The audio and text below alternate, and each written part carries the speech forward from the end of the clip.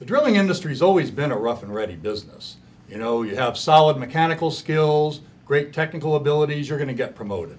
But, you know, traditionally, the softer skills like leadership development, the kind of abilities you really need to manage a team, run a rig, you know, run a company, kind of were often a little bit missing. So we're going to learn a little bit more today about how that paradigm is changing. Hi, I'm Mike Killalea with IDC and drillingcontractor.org. Thanks a lot for tuning into this webcast, and thanks very much to the Reach Group for sponsoring this virtual panel discussion. We're here to learn about trends in talent management and leadership development in the drilling industry, and we have three excellent panelists to discuss this for you. We have Tom Burke, CEO of Rowan Companies, Chris Beckett, CEO of Pacific Drilling, and last but not least, Dave Massey, who is president of the Reach Group. Welcome, gentlemen, and thanks for sharing your time and insights today with us and with our audience. Dave, I'd like to start with you. Can you tell us what is leadership? Well, Mike, first of all, thanks for inviting me, and thanks to you and the IDC, and congratulations on getting a pair of distinguished panelists who have real firsthand experience and knowledge in the content we'll be talking about today. To answer your question, what is leadership? At the Reach Group, we use the Ken Blanchard Company's definition, which is leadership is an influence process. It is about influencing others to achieve the goals of the organization. And I think once you get that simple premise down, then the process of setting clear expectations, of providing direction and support, the follow-up and the feedback, which are critical skills of being an effective leader, make a lot more sense, because everything that you're doing with your reports should be designed to helping those people develop in their role and competency and motivation, and ultimately everything should be towards achieving the goals of the organization. Okay, thank you very much. So, gentlemen, I'd like to ask all three of you, talent management is the buzzword to discuss both enhancing hard and soft skills. How do you see leadership development fitting within the talent management umbrella? Tom, we start with you. Thanks, Mike. It's good to be here. One of the things, if you think about the last several years in the drilling business, is that we had a huge emphasis, and quite rightly so, on safety and reliability. You know, post-Macondo tragedy, there was a huge emphasis, and there's always been a huge emphasis in our business around safety, and there was a big push on that, and our customers wanted to run our safety systems, and we spent a bunch of time improving our safety systems. And then reliability, we had a lot of drilling rigs coming out over the last several years, and there was a lot of downtime, and so customers were really focused on reliability, and that led to a huge amount of focus on the competency of the workforce. And the IDC put together a great competency package, which some of our customers and drillers sponsored, and a huge effort. And so I think competency, training and competency has been a huge focus of our industry the last several years, directed at safety and reliability, which is absolutely right. But the emphasis on leadership development and growing people as managers, as leaders, was probably lacking over the last several years. And so I think it's not new to the drilling industry, and Rowan, we've been in business quite some time, and we've had development programs along the way. But certainly over the last several years, emphasis in drilling contracts and in our company was around competency and competency assurance, and less on leadership and management skills. And so I think it's not new to the business. But it's certainly something which is a good time to go back and take a look at. Okay, thanks, Tom. Chris, what's your perspective? Yeah, no, look, I think Tom covered it very well there. The reality is that I think our industry, like many others, has focused most of its attention on ensuring that our people have the technical competence and the technical skills and capabilities necessary to do the job that we ask them to do. And we tend to promote people on that basis.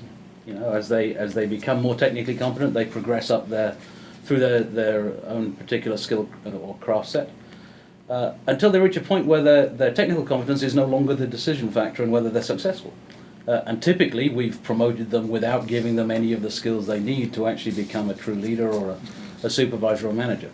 And I like Dave's definition of what leadership means. It's about the ability to influence people, and that influence can be positional. It can be because they're in a an authoritative position that allows them to at least in theory exert influence. But if they don't really know how to do that, they tend to be much less effective. And I think equally you can have leadership shown by people who are not necessarily in a positional of authority. They are influencers and therefore leaders because of their technical knowledge or their capabilities or just their personality. And it's bringing out of our workforce those skills so that they're more effective in influencing the way in which we perform our services, obviously to the goal of improving the service quality for our clients. Thanks, Chris. Dave, want to come back, clean up here on this? Sure, I agree completely. Very well put by both Tom and Chris. If we look at the definition of talent management, that is the preparation in anticipation of a future requirement of human capital in order to build business value. If we look at that then, or apply that to where we find ourselves today in a drawn-out downturn, hopefully things can only go up from here. And most drilling contractors are planning on surviving this downturn. So in planning for the downturn, you have to first consider what it's going to look like once the market returns. And we're definitely going to need our current leaders to be prepared then for running new crews, new rigs for new clients and new situations. So if you look at talent management, then you've got the selection of the right people today, which many drilling contractors have gone through the process of right sizing and finding those right leaders. Some are still in those exercises. And then there is the preparation for the anticipated return. And that's where the leadership development then fits very nicely into the realm of talent management. Okay, great. Dave, I want to come back at you again. So is leadership development new to the drilling industry? Well, Mike, it's not necessarily so much new. Maybe what's new is more leaders are recognizing that they need to invest more thoroughly in the supervisory skills and leadership skills, decision-making skills for the future. If you go back maybe 20 years, there were very few, perhaps no, leadership development programs in the marketplace that were customized to the rig culture, to the rig environment. That just didn't exist back then. And we would get off-the-shelf programs, or we'd go to the workshop or something like that. And that was hit and miss. Certainly was much better than nothing. But today we have better resources. And leaders like Chris and Tom here, who are certainly planning to score and score again, are looking at the future and preparation for that and what they can do today. Remember, somebody told me never waste a good downturn, and that's where we find ourselves today. So I was going to follow up and say, is this a good time to launch programs like that, given the condition of the industry? And if so, why is it? Well, I would say this is a good time. Yeah. First of all, I think you have people's attention. People are probably going to be more willing to go into programs like this.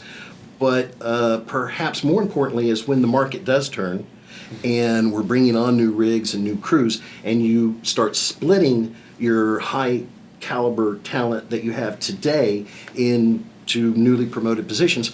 They're going to have a new crew, they're going to have a new client, they're going to have their hands full, they're going to be up to their eyeballs and snakes. That is not the time to launch a leadership development program.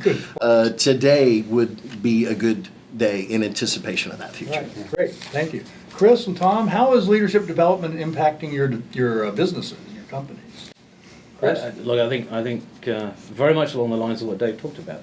Yeah. The reality is that we started planning a program a couple of years ago, I think, and we rolled it out at the beginning of this year that we call Project Origin, and that's a combination of both the sort of more traditional technical competence and knowledge and skills development, but also with a very large leadership development element to it. It was based on a recognition that frankly, even in the downturn, there's a lot of value to be had from making our people more skilled in those leadership skills, giving them the ability to properly evaluate those that work for them. We, like every other drilling contractor, have had to go through a process of high grading our personnel and You know, the unfortunate reality of a downturn like this is you end up with idle rigs and you end up having to let some of your people go. And if you want to do that right and make sure you keep the best people, then those making those recommendations or decisions better be able to properly evaluate their staff. So that's one side of it. So, you know, that's valid sort of going into the downturn, and that was maybe one of the drivers for us up front. I think the other side of it was very much as Dave said, you know, we anticipate this market coming back. We anticipate having to take the best people that we've kept and spread them maybe a little more thinly across the fleet as we rebuild crews and put new rigs back to work again. And I think the skill sets that we're developing, hopefully developing our people through the leadership development program, will be very helpful in helping them do that more successfully. Tom? I do feel that, you know, in the leadership development at Rowan, we've had some programs over the past, and I think we've all really benefited from them. You know, and I do feel like what we're doing with the Reach Group now is we're trying to put in a process which can be sustained over a longer period. You know, I think fundamentally the benefit of a leadership program, particularly now, is that it helps sort of define and blend your culture and develop your culture. And so I think when in a downturn, certainly when times are tough, and you know, like morale is not always at the best in a downturn by far, it kind of helps with organizational health because people think the company's reinvesting in them, and they actually care about my future. They're putting me through leadership development. And to Dave's point, and what Chris said is, you know, the people that are working on our rigs as ADs, when business picks up, they'll be back in the positions they were 2 or 3 years ago as drillers, right? And the drillers will be as tool pushers. You know, all of us have high graded our teams, and it's very unfortunate. You know, it's one of the toughest part of our jobs is having to downscale the company as the work goes down. But as the work goes back up, we want to make sure we give the people those skills that when they get moved back up into positions and they have new people coming in, they have the skills, but also the culture, you know, inside the company has been refined. And I do think, you know, culture, I think, is in every business and every company, in fact, on every rig is going to be different. Even in between crews may be different. But doing a development program now, particularly when people are very attentive, will help, you know, bring common elements and a common language across the company's culture, a rig's culture, and so I think that's really important. Okay. Sounds like the right course of action at the right time, but Dave, what are some keys to a successful leadership development program? We're going to do it, we want to do it right, correct? Well, good point. Because there are a lot of programs that, particularly along in the past, people didn't maybe put the thought or the intensity into it that you can and get really long, sustainable results out of it. So, first of all, I think it needs to flow from the corporate strategy and the organizational goals. Secondly, it needs to be intertwined with your safety management system, and perhaps even more importantly with the values of the organization. Third of all, I would say it needs to be professionally designed and professionally implemented. And by designed, you know, these pieces where you look at your strategy, look at your goals, and the vision, the values, the safety management system, but it needs to be customized to your organization. And the reason I say professionally is you need someone that's done this a number of times with different organizations that understands that customization.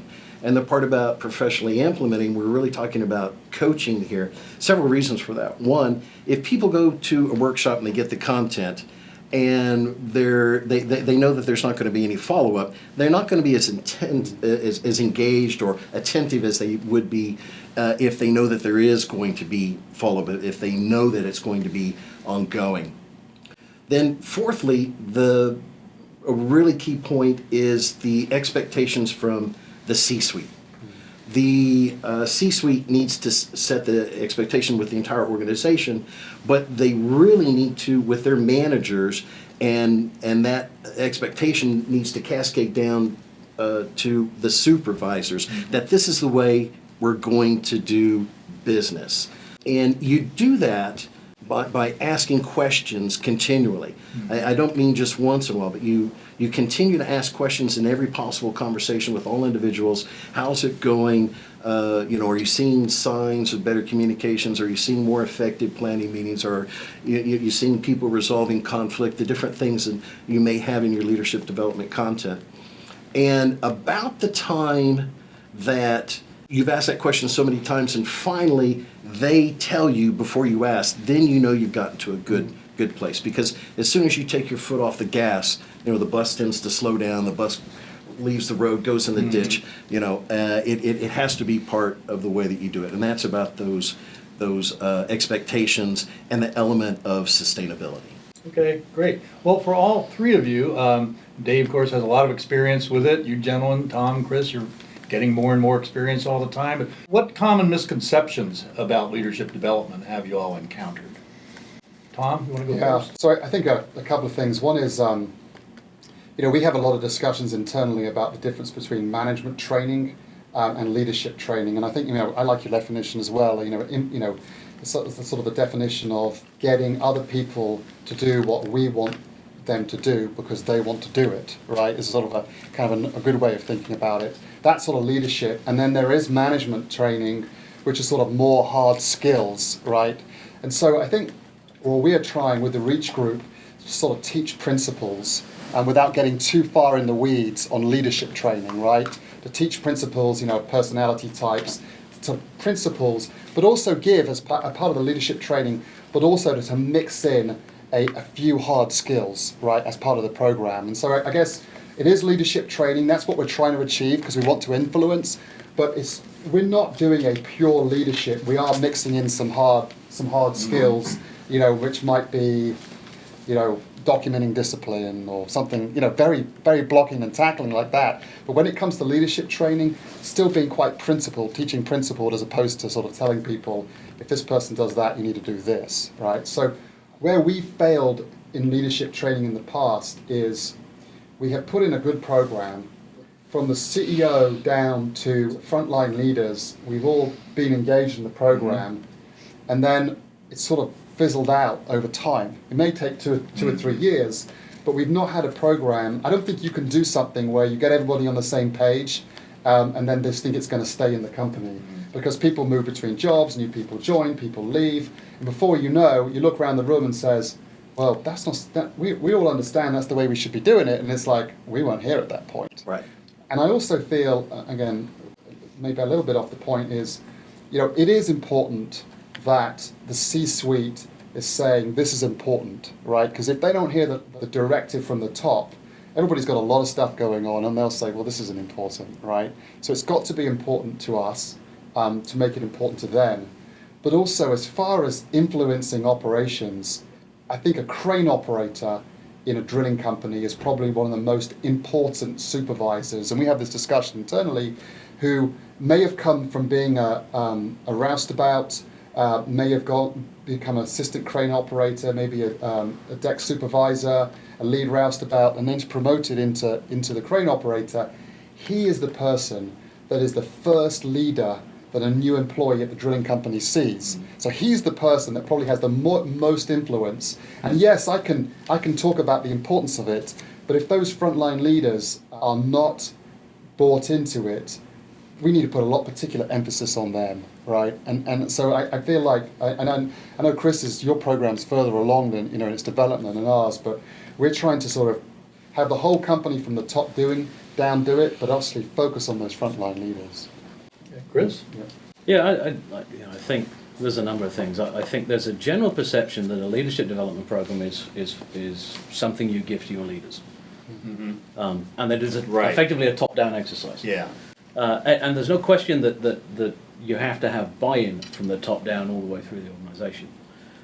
But I think that maybe the biggest value we hope to get out of this program is by developing the leadership skills throughout the organisation.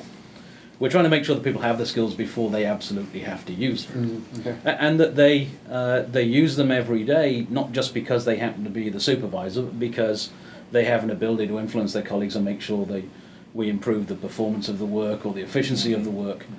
And that very much revolves around an ability to communicate properly, an ability to understand their colleagues and how best to communicate with them and influence them. So it's in other words, it's an equally important skill set whether you have a positional role of authority or not. And I think that was an important recognition from our standpoint up front, was this isn't about just helping the guys who are already leaders. This was about helping those who will become leaders. Right. And so, I mean, that's the reason why within our program, right now it's still a pilot to some extent. We've been running for the best part of a year on one rig. Now, we took that as a, if you like, a single business unit that we could introduce the program throughout the depth of that organization. And at the same time, we're doing it on the corporate level as well, so that when the rig talks to shore base, they hear the same sort of language, they get reinforcement of the program. Because I think the other part of it is that in order to be successful, it has to become part of the way we do business. And Dave talked about this a little bit. I think everybody remembers, you go back to the days when safety became a separate, focused effort. And for almost all of it started out by having a safety guy on board. And the first response was, well, that's a safety problem, go talk to the safety guy. And it took us a few years to realize that wasn't settling in, wasn't being embedded. And in large part because people thought of it as they do their work and then there's this safety stuff on the side. And you have to get to the point where you do your work safely, full stop. In this case, you have to do your work leading people in the right way, full stop. It isn't something that's a bolt-on that you can do if you want. It's the way we do business. Okay. Dave, you've seen plenty of these. Would you like to weigh in on some common misconceptions you've encountered? Very stimulating conversation. Yeah, That making me think of a number of things. Tom was talking about the crane up, and he's that first supervisor that people have, and the importance of that. And I think maybe some people just have dismissed that when it's really central to success. People typically don't leave a company, they leave their supervisor. Yeah. So also, they learn from that supervisor how you become a supervisor. So if he's screaming at somebody, you learn that you become a person of authority by screaming at people. But if he's somebody that engages people and motivates people, he learns that's how you become an effective leader. So you cannot underestimate the influence that person has on your present and your future. As the market turns, the leadership and the decision-making skills are going to become as important as the technical skills, maybe even more important. If you think about some of these 6th, 7th generation rigs, $500,000 a day rate, that means the rig manager, those tool pushers, OIMs, etc., they're managing a $182 million annual business. That is a fantastic business. They need to have the skill sets, the leadership skills and decision-making skills that support that paradigm. Mm-hmm. Even a land rig at $20,000 a day, that's a $7.5 million annual business. So I think the CEOs put a mirror to their face and say, or put their face to the mirror and ask themselves, does my team have those skills that represent the business that they're running? And clearly, Chris and Tom have done that. You look at the Denver Broncos. They design a play and put it up on the board, and they don't just march out in the Super Bowl and expect to score. They practice it. Mm-hmm. They, after practicing it, they do a wash-up. How do we do in comparison to what we were supposed to do? How do we improve it? How do we perfect it? And then they repeat, and they repeat, and they repeat. And they intend to score on that play in the Super Bowl, just like Chris and Tom here intend to score as the market returns. Okay, great. I'd like to change gears just a little bit and ask our drilling CEOs about generational change. I've heard about the great crew change, as many of us have for years, seems like decades, but now we're really in the midst of key and important generational change. We've gone through the Gen X, I'm a baby boomer, now we're getting millennials in the business, in a few years it'll be the Gen Zs that are coming up behind them. I was curious, what differences are generational diversity making in your workforce? Look, I think that it's very clear that each generation has different cultural norms. Anticipates being treated differently, has their own expectations from their work-life balance, from what they expect at their workplace, and is therefore influenced in different ways. And so part of the leadership development exercise is to teach our people to be able to influence anyone that they're with, and if you like, everyone that they're with. There's a set of skill sets that can be learned. You know, you asked earlier about misconceptions. One of the misconceptions, I think, is that leaders are born and they're just magically good at leading. And there are certainly some people who have a natural tendency to be more skilled in the areas that are helpful for that. But it's very much can be a learned skill set.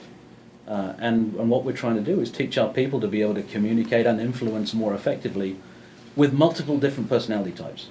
Those personality types can be driven by generational change, and certainly are being driven by generational change in our industry now. They can equally well just be different personalities. Maybe the old school model when, I think when we all started out in this business, we were used to being shouted at as the way in which you were told how to do something. And you were also, understood that if you were told by the tool pusher that you were fired, you were fired. I mean, there was no second guessing. It was a very, very strong hierarchical command and control structure, which can be very effective, but it can also be very inefficient. And I think what we're trying to do is take a step beyond that, to get to a point where we gain the benefits of collaboration and teamwork, we improve the performance of the overall unit as a result. And you can only do that when you've got the appropriate skills to allow you to communicate and interact properly. Great, thank you, Chris. So I'd like to address this to all of you. We've talked and touched on sustainability a little bit, but I'd like to go explore that a little more. How can we as drillers, how can we ensure with our movements and MODUs, mobile rigs, people changing positions, how do we ensure that our efforts won't just fall on the wayside as far as leadership development goes? I'll take a shot of that to start with. Yeah. That's one of the things that I'm really focused on, and we're working with the Reach Group on, is that we've rolled out these programs before, and it's sort of like one of our SVPs has a sort of a saying. It's like we have a glider, we pump it up to this kind of height, and it's great, and then it slowly comes down, and then we kind of pump it up again. And what we actually want to do is we're going to want to put an engine on it just to kind of keep it up here, right, at this level. Good analogy. Right, so it's the sort of, we do something, and like the sort of joke is, the CEO or one of the vice presidents reads a new book and we decide to do something else, right? What we need is a program which has some fundamental tenets of good leadership, but we can also adjust it, right, as our business changes over time. And so it's having an ongoing program that is not okay, this year we're going to do a workshop on this and push the whole management team through it. It is an ongoing process where the company it's part of the culture that we are being drip-fed this information, and then and it's building that shared culture, and we're doing workshops along the way to basically reinforce. So what we're trying to do is it as a combination of some online learning, which is very efficient to do, but that doesn't get it right. You need to get in a room and workshop it and actually practice it, right? So it's those three elements. So that's what we're aiming to do with our program.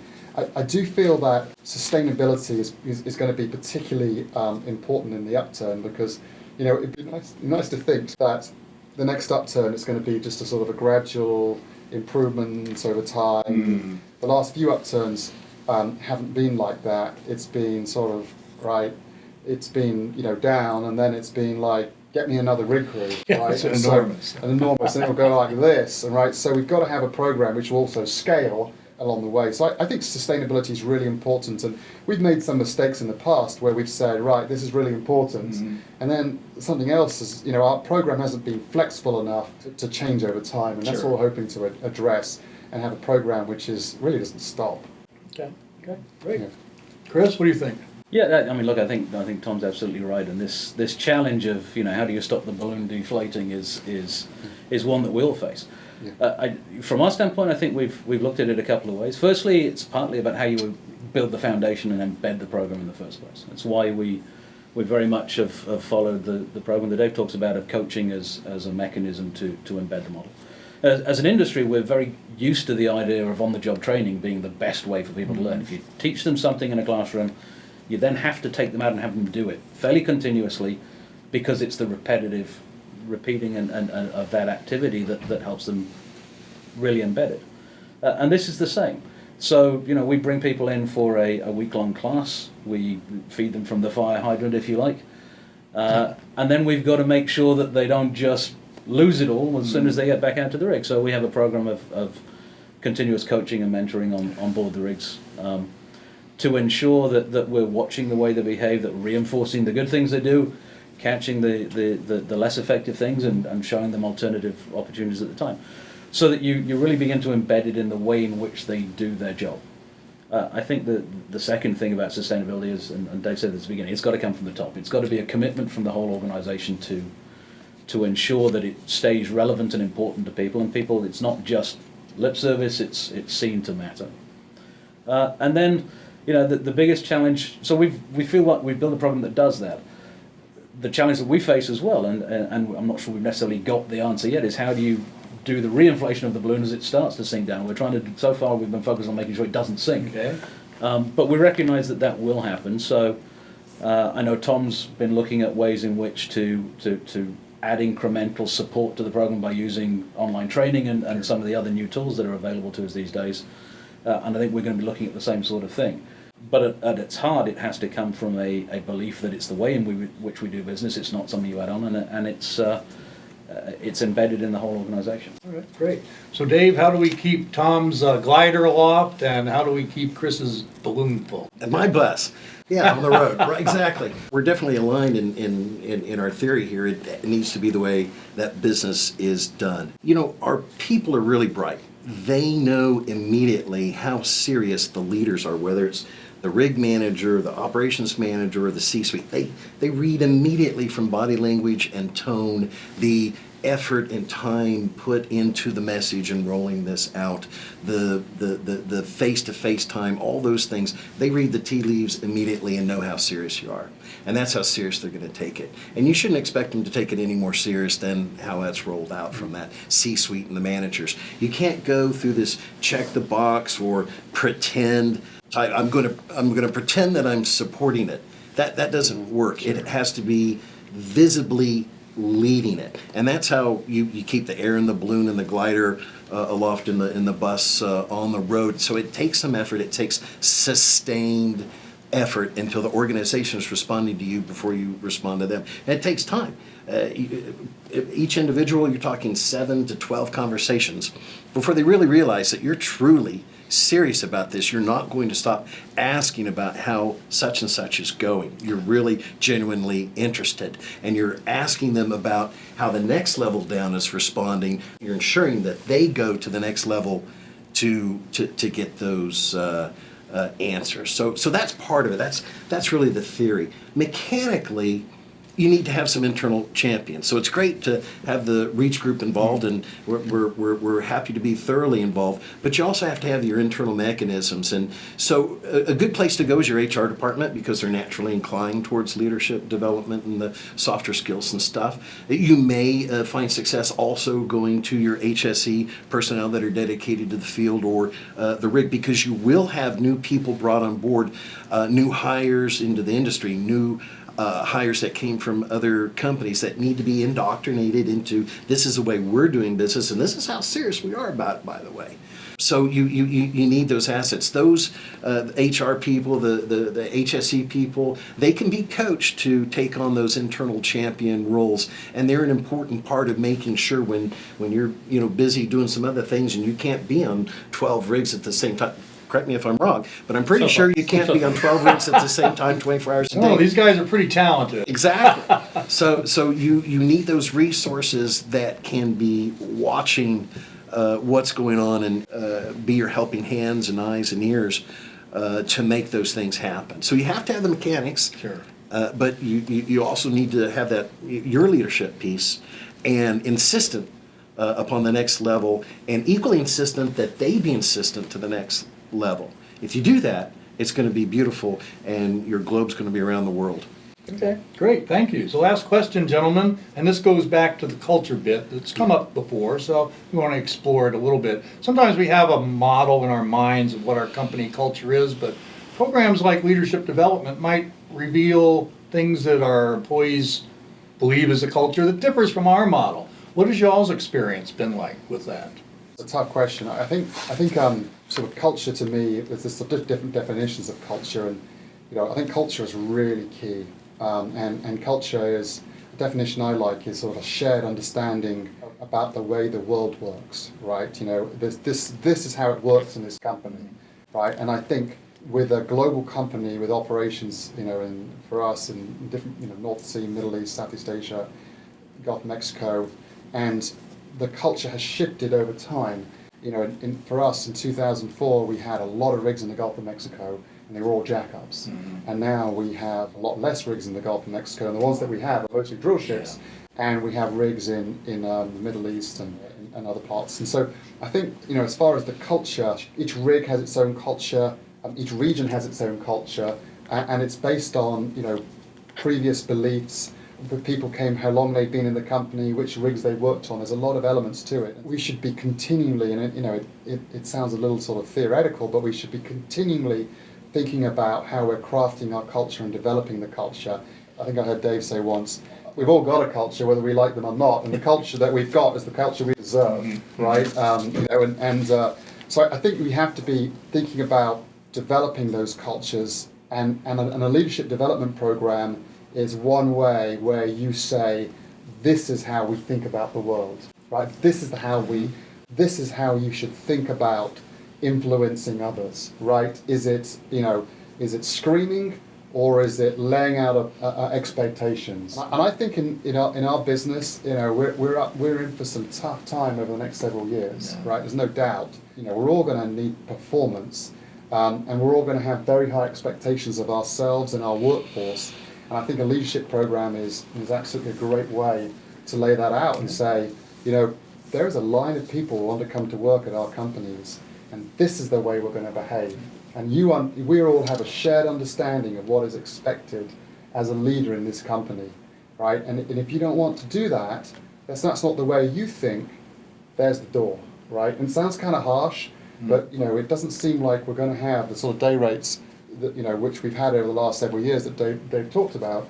It's going to be a lot lower than that. And so I think a management, you know, program is a great way of communicating expectations. And there's some people will lay out the program and they won't be able to, you know, to assimilate it, like with any change in a company, and they will self-select out, or, you know, so not wanting to sound too negative, but it is really important to refine the culture in all of our companies.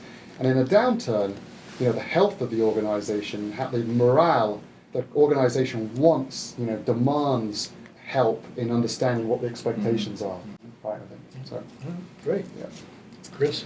Yeah, I mean, look, I think Tom's absolutely right, and I'll pick up on the last comment he made. I think in a downturn is when you really test your culture. Yeah. We're lucky in a way. You know, Pacific Drilling's a relatively new company. We're about 8.5 years in existence and about 5 years of actually operating rigs to this point. And we built from scratch. We didn't acquire an existing organisation. And that allowed us the luxury, if you like, of building our own capabilities, our own culture the way we wanted it to be. But that takes continuous focus. And you know, well, I may believe we've built the culture that I wanted it to be. Hopefully I did, but I'm sure in some ways it's not exactly where I want to be. I'm sure it's not entirely consistent across every rig, because every rig's going to have a culture that's a result of the specific individuals and the way they behave and their own beliefs and their shared experiences and so on. But the leadership program is a way to ensure that we're very clear with everybody about what the company's expectations are, about what we want the culture to be, and the fact that we're committed to getting it there, and to ensuring that it stays there by ensuring that our people behave in the way we want them to behave, and that we as a collective organisation feel they should. I like to think that it's been relatively successful. You know, you always come across examples, but you know, part of being a leader is making those tough decisions when you have to. We have in the past been in a situation where we've had people we felt were extremely good employees who'd done great work for us, but they made some decisions that were absolutely against the culture of the organisation, and we let them go. That's a very hard thing to do, especially when you've got a rig that's performing well, but you realise you've got a fundamental disconnect, and you end up having to part ways with somebody who may be technically very competent, but not necessarily aligned with the way we want the organisation to work. But having the commitment to doing it, if you like, the Pacific Drilling way in our case, is absolutely fundamental to us, and it overrides everything, including, you know, personal relationships or friendships. You know, if we can't do it the way that we believe it should be done, then we shouldn't be doing it. And if you're not willing to do it the way the company believes it should be done, then you need to find somewhere else to do it. Mike, Dave, what do you think? Yeah, you stacked the deck here with these two A players. They are A players. Building on what Tom was talking about, you are going to have a culture by design or by default. And unfortunately, there's probably a lot more players out there that have it by default than we'd like to admit. The problem with having a culture by default is, as a CEO or rig manager, whatever position you're looking at, is now you've lost control of obtaining your goals. You have a lack of uniformity. You've made it more difficult to transfer personnel from one rig to the other. It's almost like starting over again because there's no consistency, there's no uniformity. You've left it up to the mercy of individual leaders. Now, I can think of two very clear cases that I have seen in the past where same drilling contractor, same country, same field, same rig design and equipment. And one performed exceptionally well, and the other one was complete chaos. Why is that? And I think we all know why. Is because there wasn't that uniform design culture put into place, and it was just it's whatever's going to happen is going to happen. Like you started out, we've been a rough and ready industry, and that's the result that we've seen sometimes. So what you're seeing here is the opposite of that. We're able to hear some really good stories, but cultural implementation is different than a leadership development program. They're both very valuable. They can be done separately. They can be done together, and that's really the best way to do it if you need a cultural implementation, if you need to design a culture. Regardless, a leadership development program is the vehicle for obtaining and sustaining a world-class, high-performing culture. It is the means to get there or to stay there. At the end of the day, just don't do it to make me happy. Do it because it's the right thing to do, it gets results, it adds to the bottom line. Most of all, just do it because it feels good. Excellent. Thank you, gentlemen, and thank you. That's all we have time for today.